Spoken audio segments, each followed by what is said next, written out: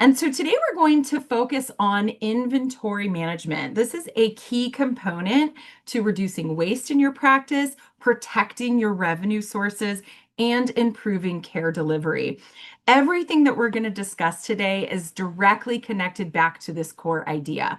A structured, consistent approach to inventory can really transform your practice's efficiency and revenue cycle.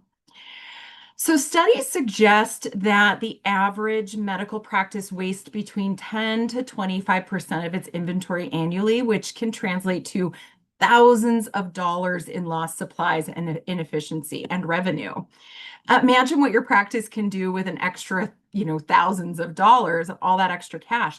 You can upgrade software, you can buy new equipment, or even hire new staff. So let's walk through some of hi, Jeff, good to see you on the call today. Let's walk through some of the common challenges that practices face. So overstocking, which ties up cash, leads to expired products, while understocking is going to delay care and lead to those panic orders, which ultimately cost more money in the long run. So they lack real-time tracking. So without a live system, some sort of a spreadsheet, items are going to get missed, and staff is going to spend a lot of their valuable time checking closets manually before placing orders. We want to try to avoid that.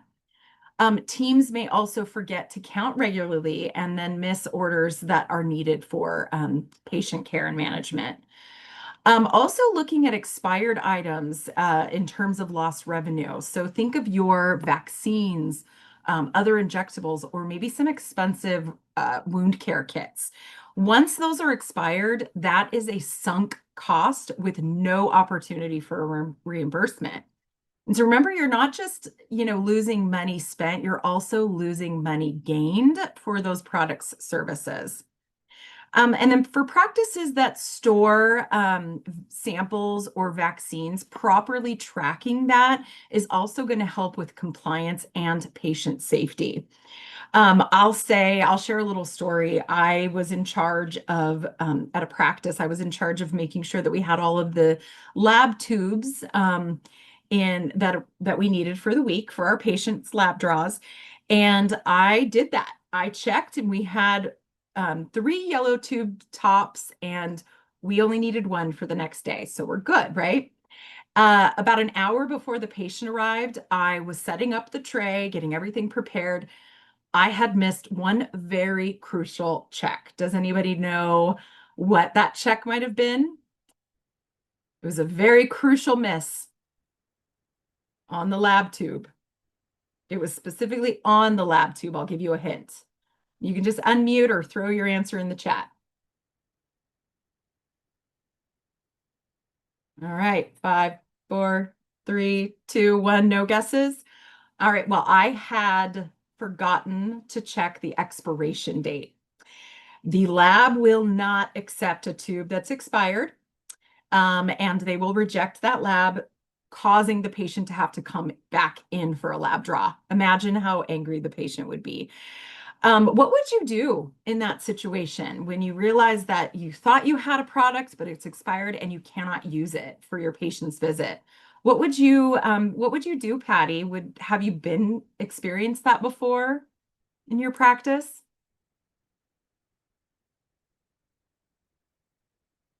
I can tell you guys what I did, and I called Quest and I said, hey, these products are free, so I was lucky enough to be able to do that.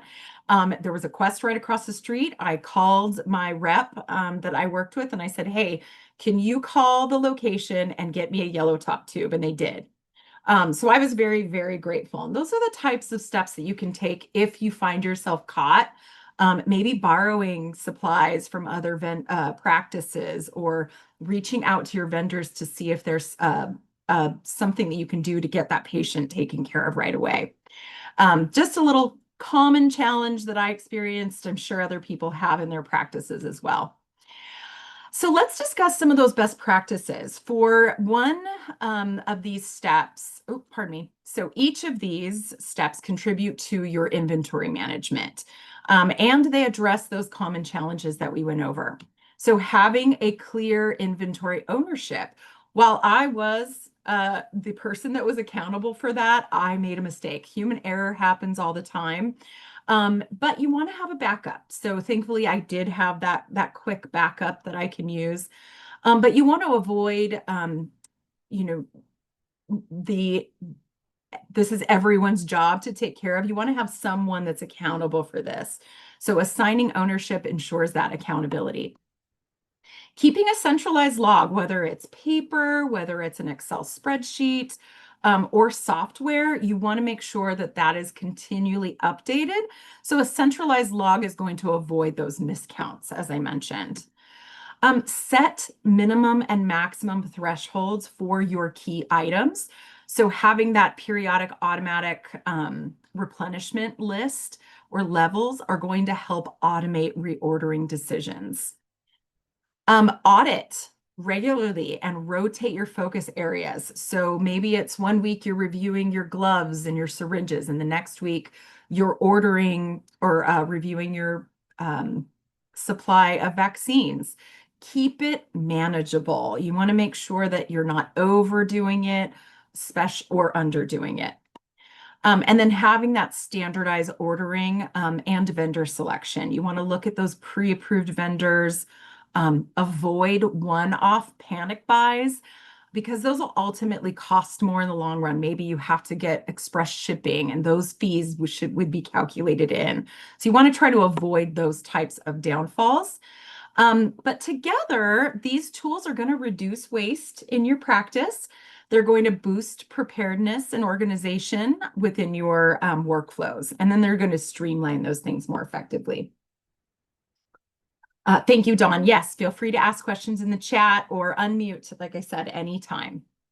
So inventory tools are really designed to meet practices where they are, whether you're solo office using paper logs or a large clinic with centralized ordering, they do not need to be complex. Even small systems used effectively, used consistently, are going to create big gains over time. So having these types of trackers are going to really help. I'm going to give you just a starter pack of the first 4, but you want to maybe consider having an expiration training log added to that, or a supply area, which would really help if you have multiple locations or a large clinic that can help to understand where everything is found, so that if maybe one exam room is out of something, that you'll know how to replenish that. Super important in making sure that you have that tool available to your practice. And again, back on that slide, I'm going to give you those first 4 in your toolkit, but if you'd like to customize them further, we have experts in our CMA that can really help you define what that looks like for your practice, and maybe even add some formulas to your spreadsheet that can give you automatic trackers. So if that's something that you're working on, please make sure that you're reaching out to RCMA. We can absolutely help customize those for you. So inventory management isn't just about what you use, it's about what you pay. We know that. So regularly comparing your vendor pricing is going to empower your practices to control costs, negotiate better terms, and then ensure that every purchase supports the care and the bottom line. You want to really avoid those things that maybe that you're not utilizing in your patient visits, or here's a big one, ensuring that you're reviewing those financial reports to see if there's a service that you're providing that uses an inventory that maybe is not, so the inventory is more expensive than the reimbursement. You want to ensure that you're watching those comparisons very closely. Also look at trusted distributors. We've used Medline, McKesson, Henry Schein, but get a couple of different quotes from those vendors and review at least 5 to 10 of those highly used items on a quarterly basis. Maybe you have a couple of different accounts and you can price compare those specific ones, looking at high utilized products such as your gloves, wipes, gowns, alcohol pads, you name it. And then note the delivery terms. This is going to be very important too. You want to look at someone that has free shipping, maybe gives you some incentives for utilizing their products, and always want to avoid someone that has too large of a back order list. You want to be paying attention to those timelines. And then finally on this page, utilizing GPOs or group purchasing organizations. These are really going to help to leverage lower costs within those larger organizations. There is a fee for GPOs on the front end, but they really do save you in the long run by leveraging multiple practices for one contract. So consider that as well.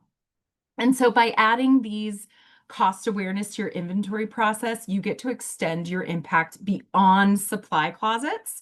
Comparing those vendor pricings, maybe even twice a year, is going to really help to reduce those overhead and supports smarter budgeting. And then finally, here's a list of some of your options, and we can provide you other websites or as well other vendors too, but these are some of your main vendors. Last week we talked about the vendor contracts, and one of our managers had mentioned that she uses McKesson and Amazon. She's been very successful with those. But you want to make sure that you find ones that work for your practice and meet your expectations. Do you use any of these in your practice? Have you found one to be better than the other? Maybe someone that's a little bit user-friendly or can ship quickly? Anyone use these? Like I mentioned, Jamie uses McKesson. Anyone else on the call use McKesson or even Amazon?